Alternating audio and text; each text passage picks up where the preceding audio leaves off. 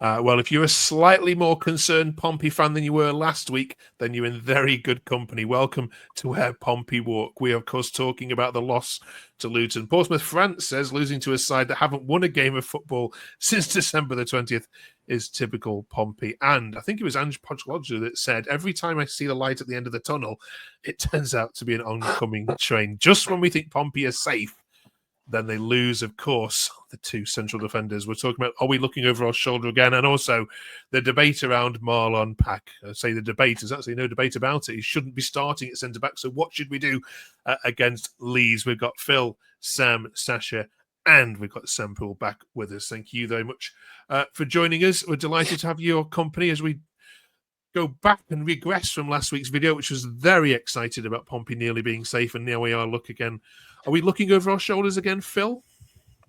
I think, to be honest, been a Pompey fan for so long, I watched the show and it was like, yeah, I would always be a bit wary until it's mathematically absolutely certain that we're staying up. I'm always looking over the shoulder. It's never easy, that's for sure. So the confirmation we've heard then, Sam, is Hayden Matthews is going to miss the rest of the season, and Rob Atkinson is going to be sidelined, we think, from about 6 to 8 weeks. Is that your understanding? And just talk to us about just how gutting that is from a Pompey fan's perspective. Yeah, it is. That's the word. It's just gutting. It's a massive blow losing them too. I think we were also happy to see Shock Messi come back, and obviously he's been ruled out as well. And then we thought, right, we've got those two solid centre-backs. We were playing very well with them. You can see the structure was there, but now to lose both of them in one hit is a real big blow. And obviously we can see the repercussions of putting Marlon back at centre-back because he's better in midfield, isn't he? So, yeah, we're suffering. Yeah. Cheers for that, Sam. Sasha Peter says, so basically they're both out for the season then, because obviously there's only 8 weeks left. Suddenly our gap doesn't look so big. We could definitely still go down now. We are a Poole injury away from Towler and Pack until the end of the season. Maybe Ogilvy centre-back and Bramall left-back if it comes to it. Lots of discussion about Pompey podcast chat, Sasha, about what on earth do they do for Leeds. So walk us through what you would do facing the best team in the league at home with no recognised centre-back pairing. It's definitely going to be difficult, that's for sure. I really hope we don't see Pack starting at centre-back. Personally, what I would do is I would have Poole and Ogilvy as the two centre-backs and have Bramall at left-back. I think every time I've seen Bramall come on, I thought he's been pretty good. He's quite attacking as well. He'll dart down that left channel each and every opportunity he gets. Pack, I love him a lot, but you know, at this stage of the season where we need to start getting results just so we can confirm survival, he should not be in that starting 11. Okay. There's lots of tweets I can share with you that say back at that. You've probably seen them all and replied to them yourselves. Noah says, yet again, Marlon Pack has effed it up. The referee was terrible and gave everything Luton's way. How Bishop has been kept on for 90 minutes is mind-blowing.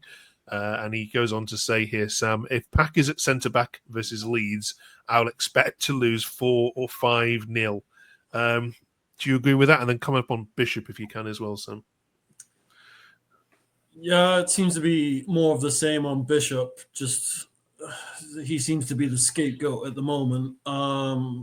Yeah, if Pack is at the back, then it's going to be a rough time against Leeds. He's just so slow and tends to make mistakes back there. And I don't know what it is. You put him in the midfield and he's perfect. He can put a ball on a dime anywhere in the field. But as soon as you put him in the defense, he just panics. And he's a different player, totally different player in the back. I would play Poole and I would play Towler. At least you have a natural centre back there. Yeah, but you say that, and this is Pompey we're talking about. So who knows? Maybe we could win 4 or 5-0. So let's stay on the Bishop one for a second, if that's okay with you, Phil. Keeping Bishop on for more than an hour, let alone 90, is just a head scratcher. Offered absolutely nothing. Off day for a whole lot of teams, to be fair. I just want to see Moose make that change sooner if it's not working. Do you agree with that? It's a bit slow to change things around on this particular occasion.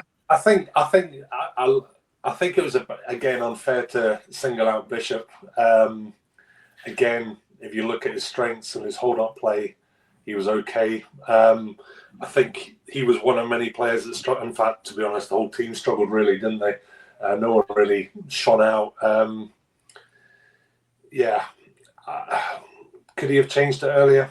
I'm not so sure, to be honest. I think he did as good as well as he could have with the subs that he brought on. So, yeah, it was just unfortunately it was one of those games where it was never going to work. It just didn't seem to work out for us. We didn't play well, and to be honest, that'll happen. So we accept it and we move on again off the back of a good February. I can accept that. It'd be different if we hadn't won those games in February. You know, we'd be under pressure. But you have to give the lads credit. They've put themselves in a position where they've got, you know, a gap between us and the bottom three. So yeah, one defeat it's not the end of the season. Put it that way. Okay. Sam, let's talk about the referee a second, if that's okay. That Alf says Pack should never play centre-back again. This was a common theme throughout lots of the tweets that you'll see. And Sam Allison should be thrown in prison for crimes against football. Yeah, I mean, I saw the boot to the head, the ball to the head he got, which must have cheered the away fans up. What was your view of some of the decisions that went against you? Oh, it's just a disgrace. Shout out to Terry Devlin for booting that ball because he deserved it in the end. But I think he was the ref for the West Brom game as well, where we had that pen shout and then they've gone up the other end and scored. But yeah, it's just time and time again. I know your luck swings around and roundabouts in the EFL, but it seems to be not going away quite a bit this season. It's just getting frustrating now. Okay. Joking aside, Sasha, the injuries to that one position are a little bit concerning, and lots of fans have raised this. Danny in particular. There we go. Yeah, he was saying brilliant. I honestly think that we are cursed. How many centre backs is that? Bauer, Matthews, Atkinson, and Shaughnessy. I've never known anything like it for one position. And then there was another one, I think I've got it here somewhere, saying there seems to be an injury pattern. We need a review of the medical physio team, as clearly whatever they do during the week and after training is not maintaining our players. What a waste of money. No updates on Farley. Why didn't he use Towler instead of Pack? Lots for you to unpack here. What do you put it down to? Is it just bad luck, or is there something that needs exploring here at Pompey? It's hard to say. We had the same issue last season as well. The back end of last season, when we were looking to get promoted, we were having constant injuries, multiple players out for the rest of the season. I don't know what it's down to. I know we play a really intense football that's going to put a lot of stress on all of the players' bodies, especially when, you're playing games week in, week out. I obviously don't know what they do in training. There definitely is a problem because it feels like we're having way more long-term injuries than any other club in the league. I don't know if they need to change anything up, but I do feel like something needs to be reviewed and looked at because it's a joke at this point. Yeah. Oh, what about this Towler business then, Sam? You can come in on this one. Why is he not starting Towler? Because when he came in earlier in the season, he did all right, didn't he? I thought he played pretty decent, and I don't know why he's not playing. To be fair, he seems to be pretty quick at the back there, and yeah, and he's a natural centre back. So something must be happening in training where he's not proving to Mousinho that he's not fit for Championship football. But then my question for that is, why are we keeping him? Because we kept him from League One to now, and we had other centre-backs like Raggett that we got rid of and stuff like that. So I'm just wondering, why is he still on the books if he's not playing? Yeah, okay.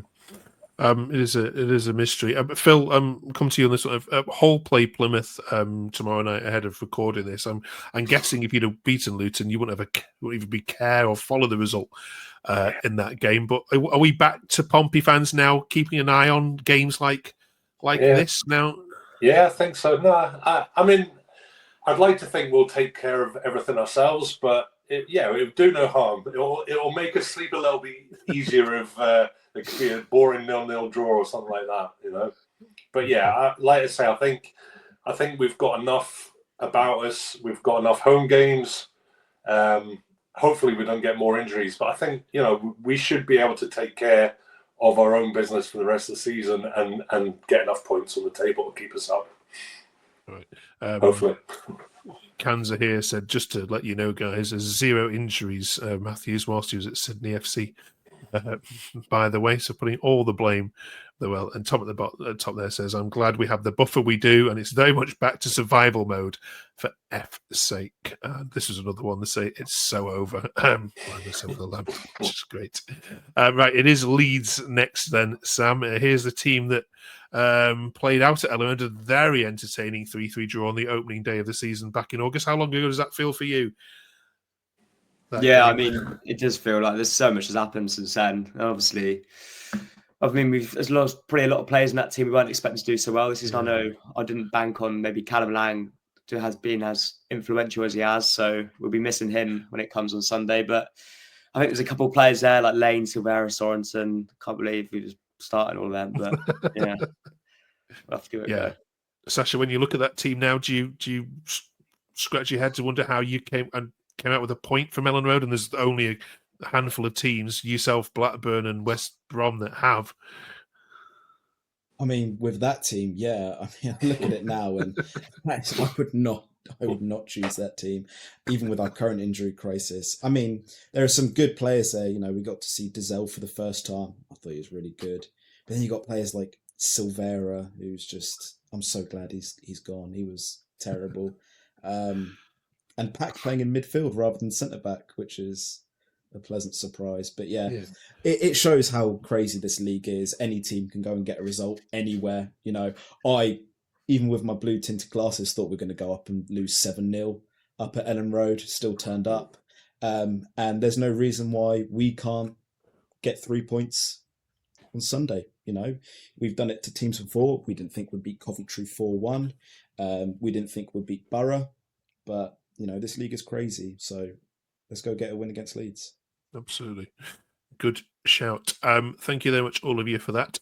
Before we move on, can we ask you to write in the comments now, go on, get typing, who the February player of the month shall be? We'll give these guys time to think of their own. Sam, we'll start with you, if that's okay. Who deserves the February player of the month award for you that perhaps isn't going to get the official one? That isn't going to get the official one. I'd say Schmidt, the goalkeeper, made some great saves. It's been pretty solid at the back ever since we switched him in for Norris. I'd go Schmidt. Okay. Phil? Yeah, I'd probably go Conor Ogilvie. He's really come on, as we've discussed before, and I think he's shown that he can adapt to the championship and has been playing well, really solid. So, yeah. Cheers, Sam. If I was going obvious, I'll go Josh Murphy, but to be different, I'll go for Andre Dizelle, because I think he's proved a lot of people wrong who doubted him at the start of the season. I just think he's been solid. And finally, Sasha? Yeah, literally exactly what Sam said. Obviously, Murphy's going to be the winner for his 6 goals and assists, but Dizelle's been really good. It's proven to us why he's starting. Brilliant. Okay. Disagree with any of those? Let us know in the comments. Thank you for all your comments, of course, last week as well. The channel continues to grow. Help us get to 100 subscribers. That'd be absolutely massive by pressing the subscribe button there now. 20 minutes of Pompey chat weekly. Last week we asked you who you'd like to see go down, and you were quite mean to some teams. So this week we're flipping on its head, and you're going to put 2 teams in the playoff final for us. So 24th of May is the date that the EFL have now announced for the Championship playoff final. So there's all the teams that potentially could be. I mean, Pompey could still be there. Who knows? It could happen. But Phil, which final would you like to sit back and watch with a ice cold beer in your hand, with your shorts and sandals on, in a beer garden watching on the 24th of May? I would love it to be Sunderland Pompey, but realistically, Sunderland, and I'd love it to be Borough. Actually, that would be nice to have a derby for the playoff final. Okay, Sam. If they don't get top 2, I can see Burnley definitely being in the final. Probably alongside with Coventry with the form that they're on at the minute. I just think as well the playoffs structure would just suit Burnley so much in those tight cagey games. So I'd have to go for that and hopefully see Coventry go up. Okay, Sasha. Ooh, yeah, I'd like a Coventry Sunderland final. I know they don't like each other, and Sunderland wanted us to go down, so I hope Coventry smack them 5-0, to be honest. Yeah. That is true, actually. Yeah, Sam. I'm on the same boat. They were rattled that we beat them in the Checker Trade Trophy a couple of years ago. So I want them to go down. I want them to get to the final and then lose in a last minute winner. And Frank Lampard's running down the sideline. Brilliant. All right, let us know what you would love to see come the end. Made a nice, sensible mid-table finish for Pompey. With no dramas on the last day of the season whatsoever. Right, this is going to be a cracking game on Sunday. I'll be watching it. It's going to be the best home fans against arguably the set of the best away fans. So it's going to be loud and noisy. I'm going to enjoy it. Fingers crossed Marlon Pack does not start the centre-back. And we'll have a good game. See you then. We'll review it next week. See you all.